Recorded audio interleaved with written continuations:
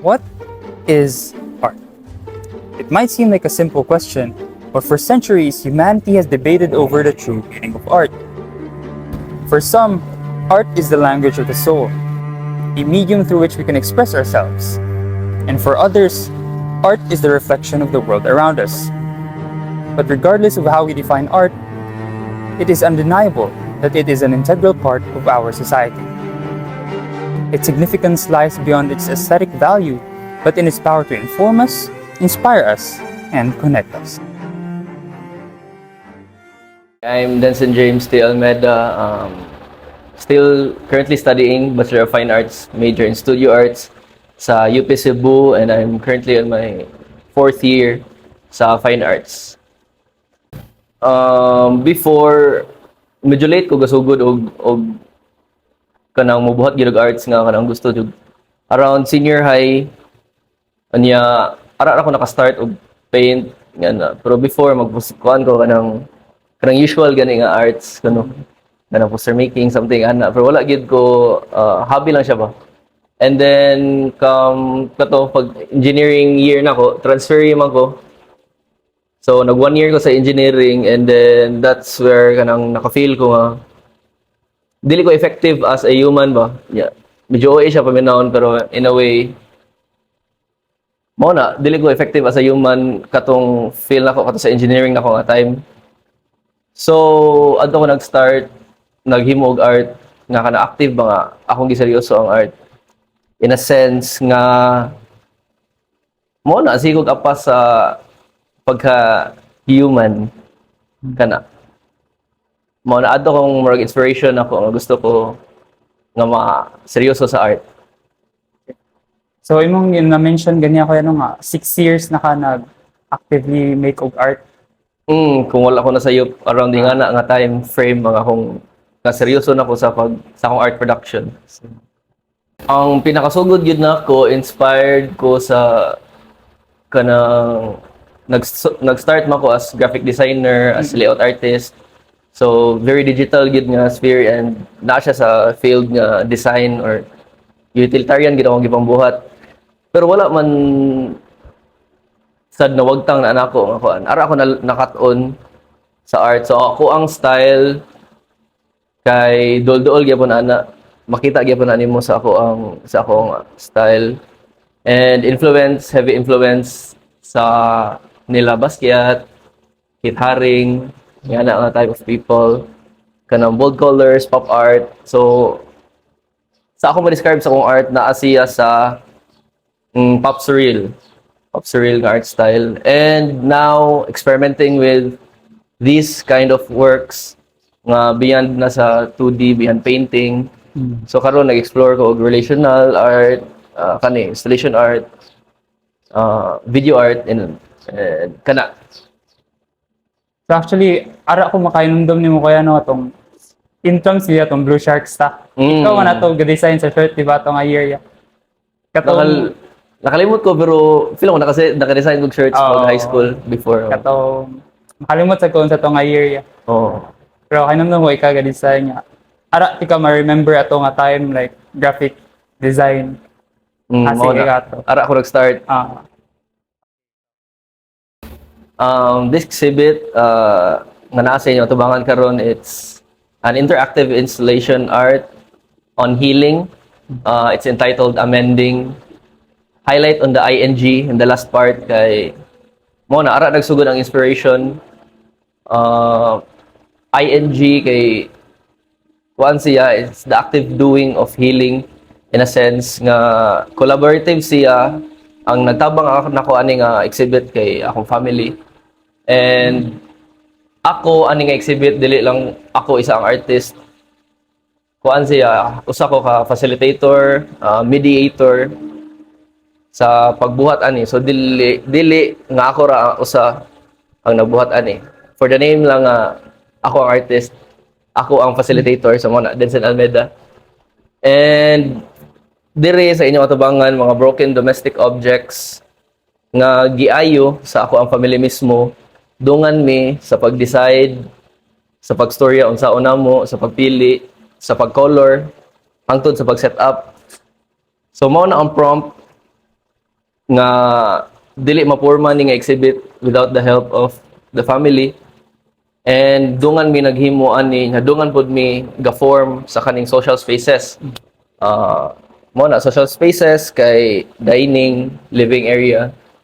Kung asa ang butang talang collectively mag-gather ang family, mukaon, storya, tanog TV. Ana, healing siya in a sense nga naka-form ko og space nga kami magstorya. Dili necessarily about sa mga relationship, but metaphorically magstorya mi unsaon pagmend sa unsa ka butang. Metaphor siya to how we mend our relationships. Kana, mo na ang about sa kanina exhibit. So, can you say ba kuya nga through this kanang the process of making this exhibit nga mas na stronger inyong bond as a family? I can never truly say that. Saying that kay Messianic kay paminahon, di mo ko Ginoo, di mo na ko ma-mend gid ang relationships through art lang.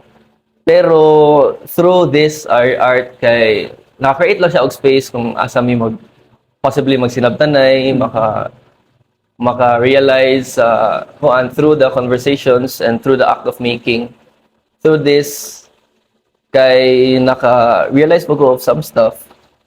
And para nila, okay ba sa akong family? Hindi man na ako truthfully maingon yun nga ingana na men yun ang relationship. Pero mao lang na, at least in a way naami space nga maka-interact and ana man na. Mo na katong highlight sa ING kay constantly man siya. Yeah. Dili man ni ang start, ay dili man ni ang end sa amo ang nga kanang strong na ginamulation. Possibly beginning ra pud ni sa among future nga pag interact more kana. Before nga na-realize yun in form og na brought into fruition ang kaning exhibit, ni take siya og taas kay ginuhuna mo gid siya mas taas ang thought process before gi-produce gid niya ang giun sa pag-form ang ideas kana unsaon siya pag-approach ang art project. So ni take siya og mga more or less 4 months, 5 months. Pero ang pagbuhat gyud like physical nga buhat sa objects mismo around 2 months, 1.5. Kana nara na. Yes, na ako mag-join ko exhibits locally sa Argao, diri sa Cebu, ng mga pop-up spaces ra pod. Naapod sa nationally sa Manila, internationally wala pa, pero nationally lagoro sa mga gallery ra pod sa adto, mga art fairs. Wow. Pero ko Miss Universe no. Main advocacies. Kuan lang, my work doubles with the themes of healing kani, healing and also dili sad sa healing na ay layers upon healing, na ay personal healing, na ay collective nga healing, pareho ani. And naapoy mga social dimensions ang ako ang art pieces kana and man about human conditions possibly kana major struggles kuan guro wala kayoy especially living in Cebu wala kayoy spaces for us artists to be artists so mo na pero dili man sad na ang end all be all of being an artist so we have pop-up spaces and but it would be really better nga para sa amo kay if naagi spaces designated for us. Other is kana wala kaayoy mo fund for artists kay dili kami maka-experiment pod sa amo ang art creative process kay first monetary lisod gyud siya kung partaay lang gyud. For now, lisod siya. Possibly, the next few years, basig mas madali. Pero mo gina spaces, kanang monetary nga problem, and kanang funding, support from kanang institutions. Kanang AI art. Para na ako, dili kay siya threat to art in a sense kay Nihawa naman ay di man sa nihawa. Ni continue naman ang art from 2D to 3D to even relational nga art. For example, kani installation, interactive installation, dili man siya kopya sa AI. Dili man makopya sa AI ang among interaction with family, ang among conversations, di man siya maporma sa AI. Kana, in a sense, pwede siya mahimong mo continue forward sa art when you try to compare it sa emergence of the photography sa art sa una, lisod man sad to para sa katong mga artist kay kana ma-feel na ko ang AI similar siya og structure ato nga time nga gi-counter sa ang artist sa AI or sa photography. Kana mahimo gani siyang medium in the future of creating art more nga mutakol pod sa themes nga about human conditions with regards to technology. Kana nalingaw kay ko say kanang mangita og artist nga nagdouble with AI. Nya ilang works kay interesting good. Nya mo na basig future in the future makita mo og mga AI nga works. Nga kana ang mga artist gyud mismo ang naghimo sa kuan ba? Sa code baron kana i-train ilang own nga art forms to talk about technology. Kana sa karon lisod lang gid siya i-go out to the people kani nga idea kay namin nagtrabaho nga artists. Oh, sa kana mailisan gid kuan. Nagi mausab dili magid na mga kuan ang change. Pero kana unsaon lang ang AI magawas siya sa kanang ethical na concerns ba sa pagpangawat og lain nga artists. Yeah. Pero kumingon ko nga threat ba ang AI sa art? I think dili. Mao na ni spur man tanan artworks guru from na magi context of struggle tanan artworks guru mo na naka-interesting guru sa Philippine nga art kay daghan magay problema sa Pilipinas.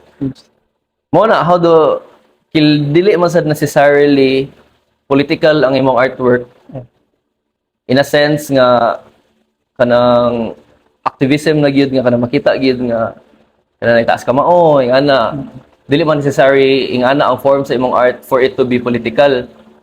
So naa man sad bisad sa kaning ani kanang sa social nga aspect isa siya ka archetype of Filipino family and Filipino ay ang family is the basic unit magyud sa kanang society. So kana in a way naigo ra gyapon maka-learn ta og things bisag sa kanang mga beyond na sa social realism nga art ba. Pero that does not mean sad nga ineffective ang social realism.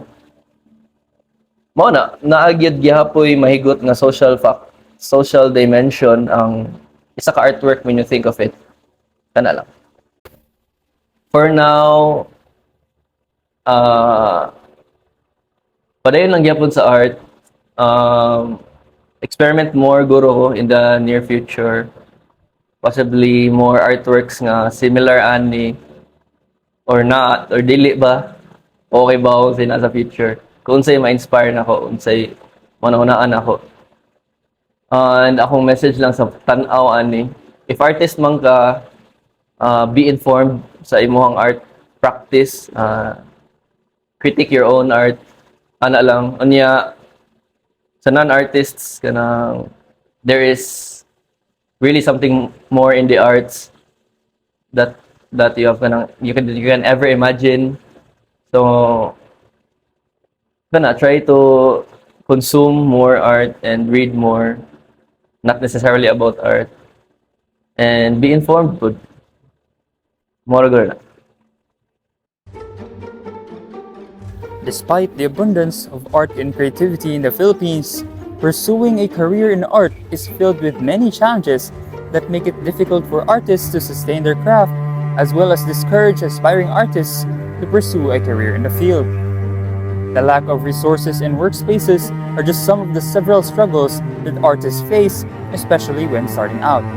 These issues, coupled with the advent of AI art, further threatens the careers of artists in the country.